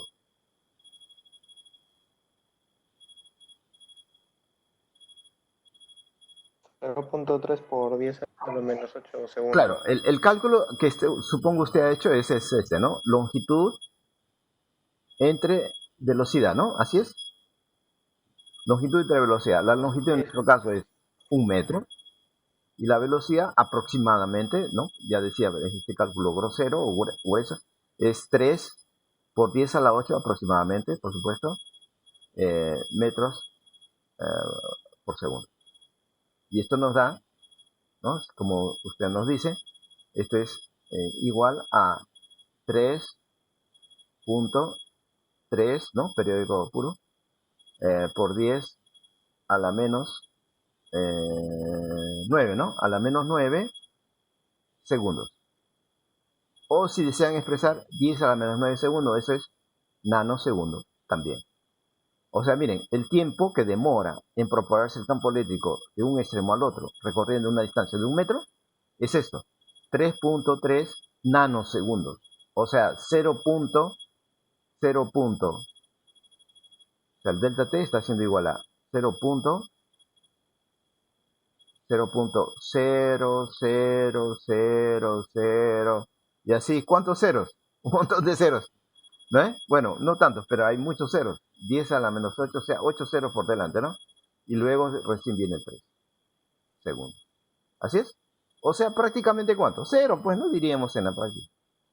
O sea, prácticamente de manera instantánea, el campo eléctrico se propaga, avanza por todo este medio material, recorriendo 1 metro, ¿miren? Y entonces, en ese sentido es que diríamos que la corriente es como si se manifestara también con esa misma rapidez, ¿no? Con la rapidez de la luz. Pero ¿cómo así se concilia esto con el hecho de que la rapidez de arrastre que hemos calculado antes es pequeñita, del orden de, ¿cuánto fue? A ver, el orden fue, acá está, pues, acá está, bien, 0.0, mira, acá lo voy a escribir, ¿eh? 0.003, ¿no? 0.03 y 4 es las cifras que continúan. Y centímetros por segundo. Miren. Una rapidez pequeña, o sea, diríamos muy lentamente se estarían moviendo los portadores. Voy a representar los portadores. Los portadores, vamos a suponer que estos sean los portadores. Este es un portador, otro portador, que son los electrones, pues no hemos dicho. Por cada átomo de aluminio, según el problema, tenemos 3 portadores. Portador por acá, portador por acá. En todo el volumen del material tenemos portadores. Ya sabemos que la densidad del número de portadores por unidad de volumen también lo hemos calculado, ¿no? Hemos calculado la densidad, aquí está, 1.8 por 10 a la 23 electrones por cada centímetro cúbico. Pero lo que quiero dar a entender es que estos portadores se encuentran distribuidos ¿en dónde? En todo el volumen del material, de un extremo al otro, en todo el volumen están. Entonces, cuando este campo eléctrico se manifiesta y se propaga, ellos van a actuar, ese campo va a actuar ¿sobre quién? Sobre los portadores de carga, pues, ¿no? Y los portadores de carga, como son negativos, ellos se van a mover a favor o en contra del campo. ¿Aló, aló? En contra. En contra, o sea, para la izquierda. Entonces voy a usar este símbolo de flechita, dando a entender, ¿no? Que se mueven en contra. A ver, aquí, este de acá. Se mueve de acá, hay otro por acá. Se mueve hacia la izquierda, hacia la izquierda. ¿Sí? Los portadores se mueven hacia la izquierda, que son los electrones, carga negativa. Pero eso equivale a decir que la carga positiva, es decir, los huecos, ¿no? Es como si se movieran en sentido contrario, o sea, hacia la derecha. ¿Sí? Es equivalente. Bueno, lo que quiero dar a entender es que no solamente se moverían estos primeros portadores cuando se manifiesta este campo eléctrico, sino que también se mueven todos los otros, casi simultáneamente. Eso de casi es con un retardo, este es el retardo bien, de 10 de delta t, que es 0.0, cuando me refiero al último. Si se comparo estos primeros aquí con estos últimos van a reaccionar al moviéndose al cabo de un tiempo, 0.00 nanosegundos, ¿no? O sea, prácticamente casi instantáneo. Así que aquí también tengo movimiento de portadores de carga al final, pero al cabo de un tiempo, delta t, que acabamos de calcular, ¿no? Que es prácticamente cero. ¿Sí? Pero si nos concentramos en uno en particular, por ejemplo este mismo que estoy señalando aquí, solamente él, vamos a llamar, si le damos un nombre, a ver, vamos a darle el electrón A.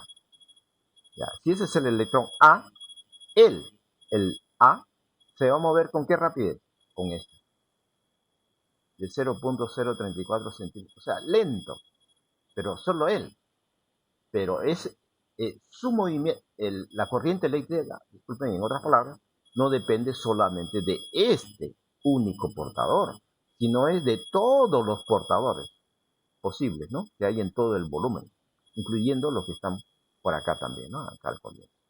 Entonces, por esa razón es que como todos se mueven casi instantáneamente en todo el volumen, es que la corriente eléctrica, que es movimiento, se manifiesta también casi instantáneamente. Entonces no hay tal absurdo, no hay ninguna incongruencia. ¿Cierto? ¿Aló, aló? ¿Alguna pregunta, jóvenes? ¿Aló? No hay preguntas, ¿no? Voy a borrar entonces mis anotaciones para avanzar. Bueno, ahora vamos a describir entonces la ley de Ohm microscópica. Recuerden que la palabra ley en física es un enunciado que se acepta como verdad sin demostrar. Sobre todo cuando son leyes empíricas, ¿no? Cuando son leyes empíricas, por ejemplo, este señor Ohm, disculpen, acá le he escrito con letra minúscula, que cometió un error gramatical.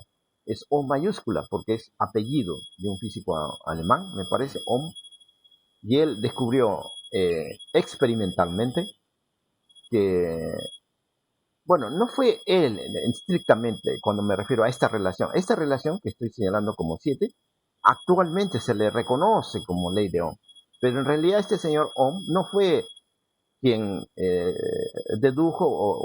enunció esta ley matemática, sino otra que está más adelante. Voy a adelantarme un poco.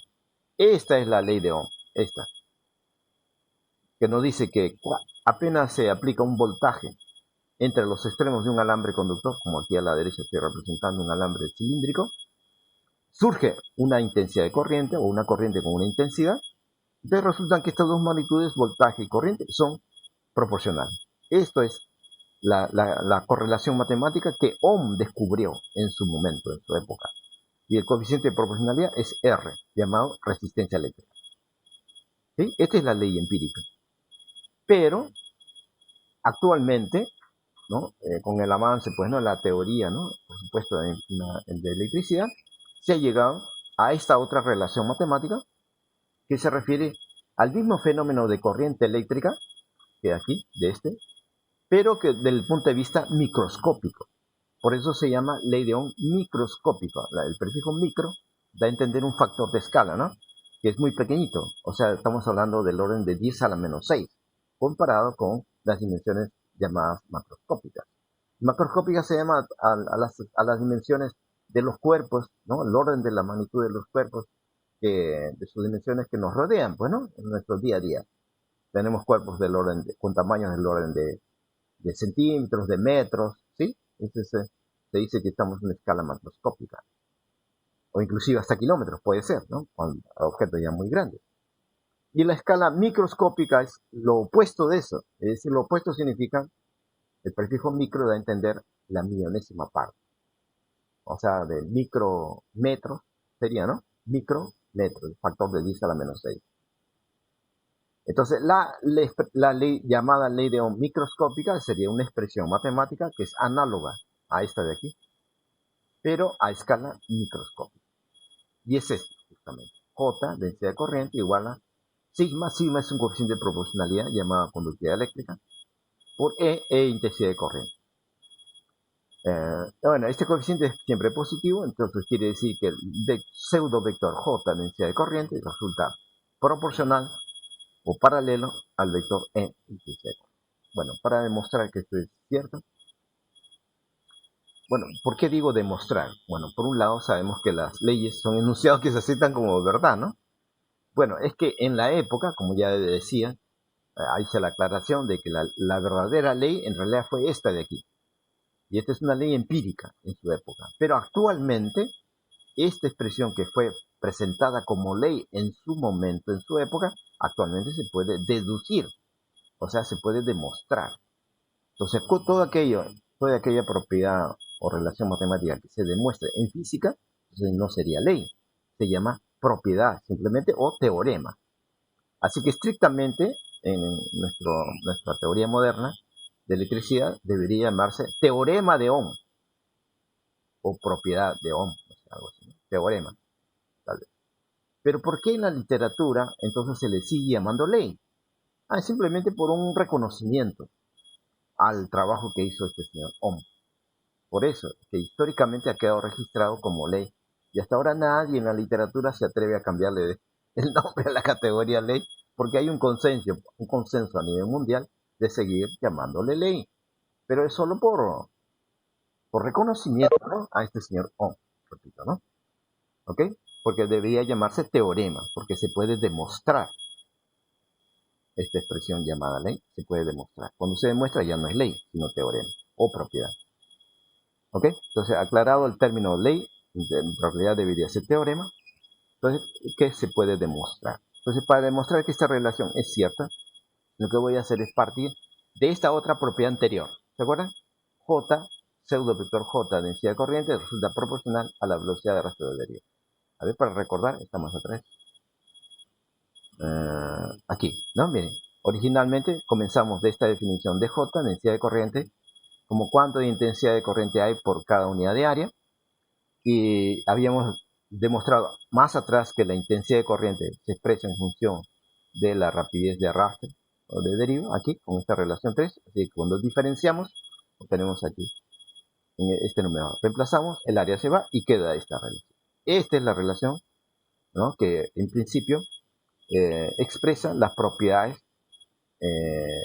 que caracterizan a la corriente desde el punto de vista de los portadores de carga, ¿no? Que aparece Q sub 0, la carga del portador, N es la densidad del número de portadores por unidad de volumen y U es la rapidez de arrastre de cada portador. ¿Sí? Eso es J. Pero claro, le dimos luego la característica de vector, se llamaría pseudo vector porque estamos forzando a que sea vector, pero resulta J proporcional a U. Bueno, esa es la relación que aquí creo que estoy usando. Aquí está, ¿sí? Ahí está, estoy usando J pseudo vector N Q sub 0 por U, velocidad de arrastre. Ahora, a su vez, esta velocidad de arrastre de deriva también tiene otra expresión en función de E, intensidad de corriente. Más atrás todavía, si recuerdan ustedes la clase pasada, más atrás, aquí está, miren. ¿Se acuerdan cuando desarrollamos el modelo de conductividad eléctrica de Drude? Ahí está, se encuentra desde el punto de vista clásico, que la rapidez o la velocidad de arrastre o de deriva de los portadores de carga resulta ser paralelo al vector E. Paralelo o antiparalelo, ¿no? Según el signo de la carga Q sub 0, claro. Pero son proporcionales. Entonces también hago uso de esta proporcionalidad. Así que tanto de esa como de la otra para el pseudo vector J, ¿no?, que es esta, la relación 3, entonces las uso las dos para combinarlas y tener aquí J igual a N Q sub 0 por U y U por la, ¿no?, relación anterior con E. Aquí está el coeficiente. Y ahora, pues reduzco, ¿no?, términos. Por ejemplo, Q sub 0 por Q sub 0, Q sub 0 al cuadrado. Queda N, densidad del número de portadores. Tau es el tiempo promedio, ¿se acuerdan?, entre choque y choque.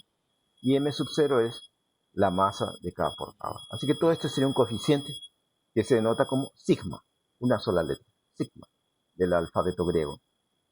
Y se llama a este sigma, o sea, toda esta expresión, se llama coeficiente de conductividad eléctrica o simplemente conductividad eléctrica, ¿no?, para abreviar. Ya no usan la palabra coeficiente. Se sobreentiende que es un coeficiente. ¿Ok?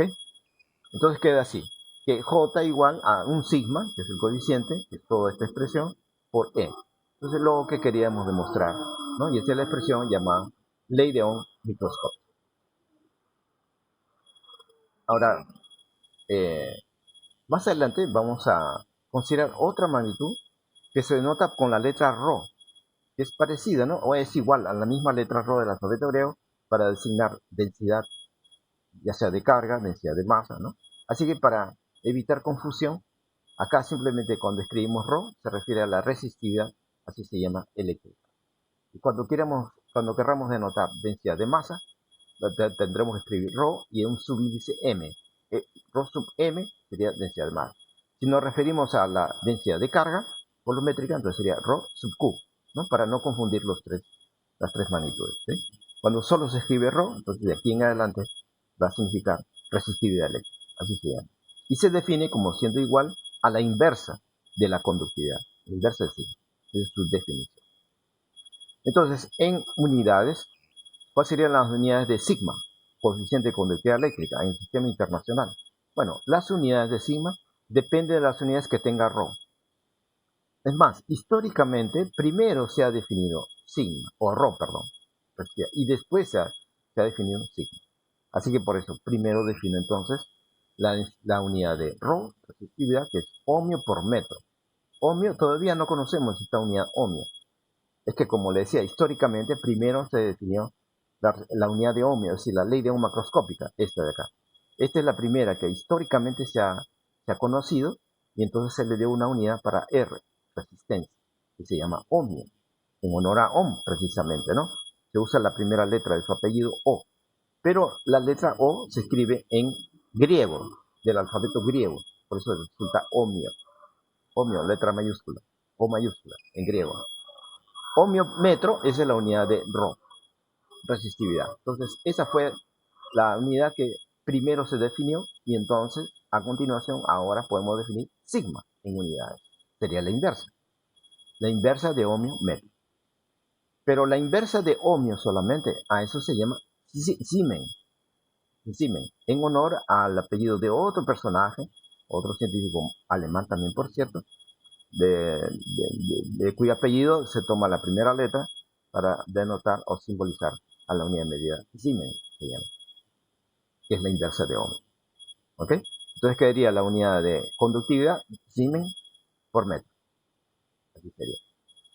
Ahora, para reconocer qué valores podrían tener estos coeficientes, dependiendo del material, aquí tengo una lista, aquí a la derecha, una tabla, ¿no? Una tabla en donde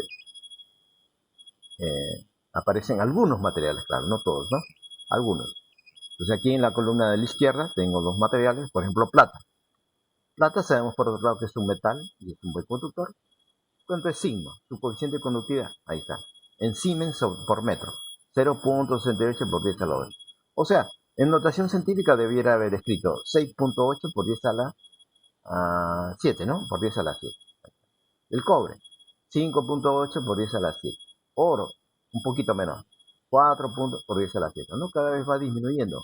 Aluminio, un poquito menor, 3.5 por 10 a la 7. Tungsteno es otro metal conductor, 1.8, un poquito menor. No todos tienen el mismo orden en el factor 10 a la 7. El mercurio ya disminuye en un orden de magnitud, ahora es 10 a la 6. El nicrón o nicromo sigue siendo, ¿no?, del orden de 10 a la 6. Entonces, aún así siguen siendo valores grandes, ¿no?, de conductividad para todo este grupo de materiales. A todo este grupo de materiales se les reconoce por el valor grande de su conductividad. En cambio, hay otro grupo de materiales, por ejemplo, a partir del grafito. El grafito, miren, es 10 a la 5. No, 2.8 por 10 a la cuarta sería, ¿no?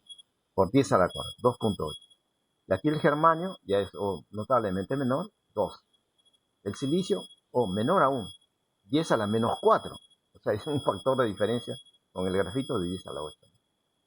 Pero aún así son valores menores que los valores anteriores, ¿no?, del grupo anterior, de arriba. Y en cambio, madera, mica y los que le siguen, es un tercer grupo de materiales, miren, su conductividad es del orden, miren, entre 10 a la menos 8 a 10 a la menos 11. Si antes aquí los factores eran de 10 a un exponente positivo, en todo caso aquí el caso excepcional es para el silicio 10 a la menos 4, pero aquí es 10 a la menos 8 o 10 a la menos 8. Entonces, muchos factores menor, ¿no? Un orden de magnitud muchas veces menor que los anteriores y sobre todo comparado con los primeros. Si continuamos, mica es menor aún, 10 a la menos 15 a 10 a la menos 15. Caucho, menor aún todavía, 10 a la menos 16, 10 a la menos. Y así el teflón o menor. Entonces, miren, según los valores de este sigma de la conductividad eléctrica, también podríamos clasificar a los materiales. Y en la práctica eso se hace.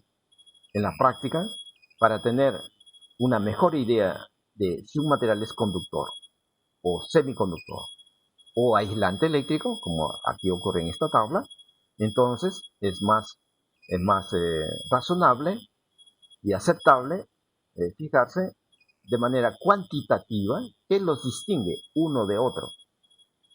Un grupo de otro grupo de materiales se distingue por el valor numérico, o sea, de manera cuantitativa, fijándonos en esta magnitud llamada coeficiente de conductividad.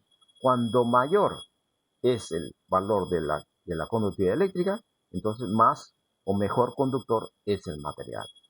Y lo contrario, cuanto menor es la conductividad eléctrica, más pequeñita aquí para este grupo de materiales, es más aislante es el material. Y cuando un material tiene un valor intermedio entre estos valores extremos, grande y pequeño, entonces el material se llama semiconductor. ¿De acuerdo? Eso es interesante, ¿no? Sería un criterio más cuantitativo, digamos, ¿no? Más razonable para poder clasificar a los materiales desde el punto de vista eléctrico. Ahora, en lugar de fijarnos en la conductividad para clasificar a los materiales, podemos fijarnos, en lugar de la conductividad, la resistividad, Rho. Sí, claro, porque una magnitud lleva a la otra, ¿no?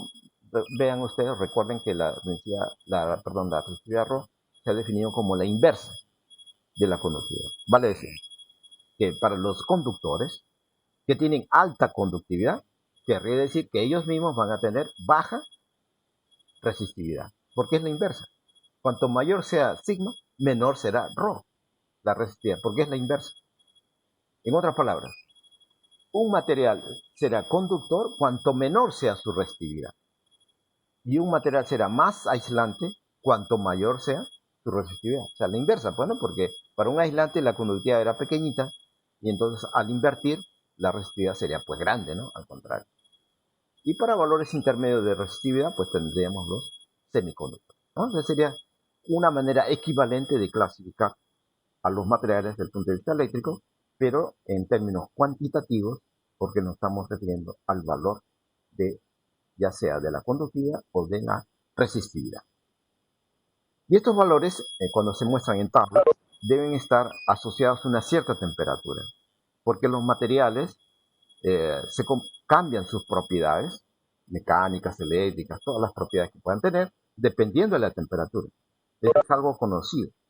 Así que entonces cada vez que nos fijamos en una tabla, leyendo valores de coeficientes, habrá que preguntarse que estos valores corresponden a qué temperatura. Bueno, aquí estoy aclarando, aquí, si ven aquí el cursor que estoy moviendo, es a la temperatura ambiente. Si el material está funcionando a una temperatura diferente a esta de referencia, entonces estos valores ya no son válidos. Ya serían otros valores para esa otra temperatura. ¿Correcto? Pero sin embargo, a nivel de nuestro curso, para no complicarnos, por supuesto,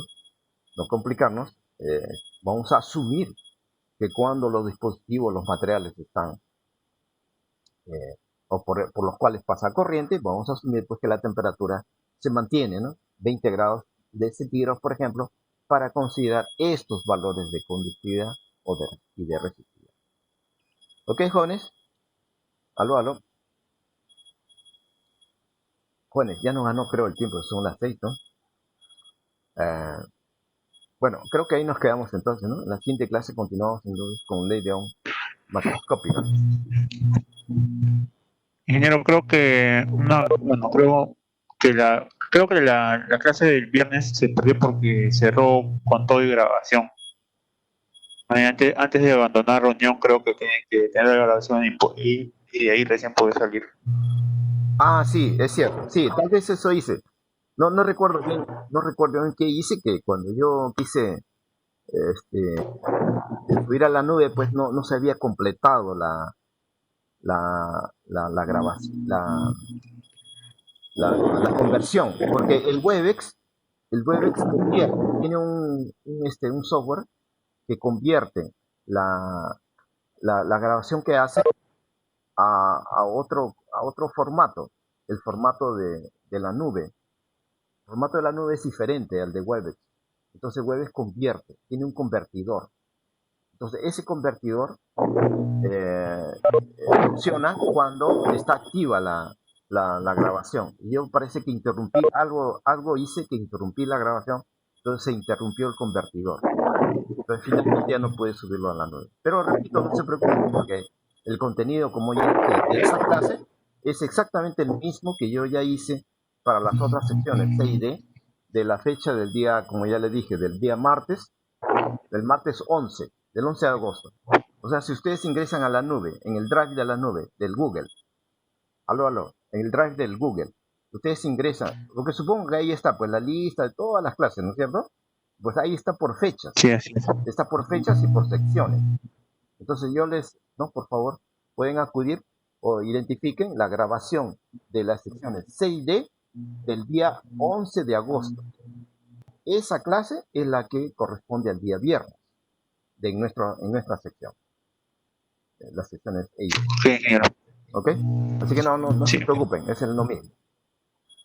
Ok, jóvenes, ¿alguna otra pregunta? ¿Algún otro inconveniente? Bueno, queda pendiente de esto resolver este ruido, ¿no? Que es molesto para ustedes, me dicen. Estoy preguntando, me han dicho que intente con otro micrófono, ¿no? Bueno, yo acabo de instalar un